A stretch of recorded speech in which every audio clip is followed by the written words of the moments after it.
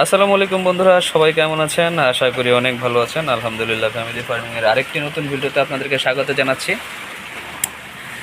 বৃষ্টি বাদলের দিন, প্রচণ্ড ঝড় হচ্ছে প্রায় 2-3 ঘন্টা যাবৎ সকাল থেকেই।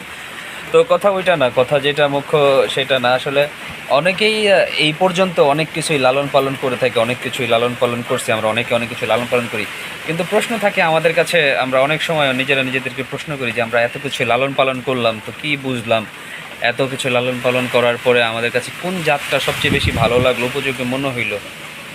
হ্যাঁ, এরকম অনেক সময় অনেক ধরনের কোয়েশ্চেন আমাদের মাঝখানে আসে। তো এই ভিডিওটা এই জন্যই করতেছি যে এই যে আমার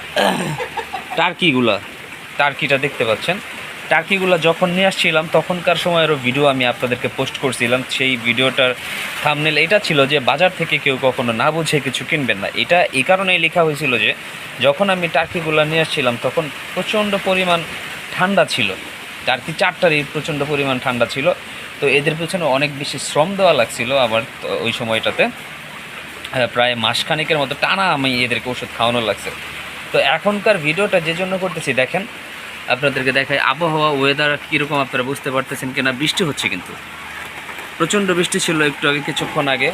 মুরগিগুলা সব ভিতরে ঢুকে বসে আছে, ওইখানে যে আশ্রয় নিছে। বাট এই যে টার্কি, এইগুলা দেখেন আরামসে অনায়াসে সবার খাবারগুলো খাচ্ছে, এদের কোনো রকমের হেজিটেশন হচ্ছে না, নিজেদের মতো নিজেরা খাচ্ছে। গায়ে যেমন বাতাসই লাগতেছে না, ঠান্ডা কিছুই লাগতেছে না।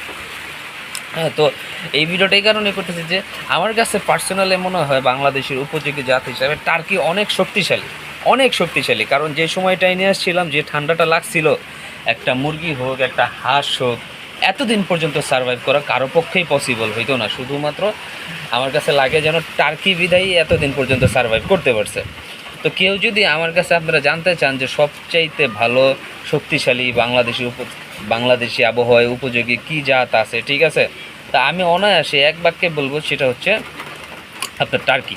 ঠিক আছে, টার্কি। তো আপনারা যদি কেউ চান বাড়িতে বা বাণিজ্যিকভাবে টার্কি লালন পালন করতে, তাহলে অবশ্যই পালন করা সম্ভব। 2টা 4টা 5টা 10টা দিয়েও আপনারা চাইলে শুরু করতে পারেন। টার্কি পালনে অনেক লাভজনক, টার্কির মাংসেরও বেশ চাহিদা থাকে।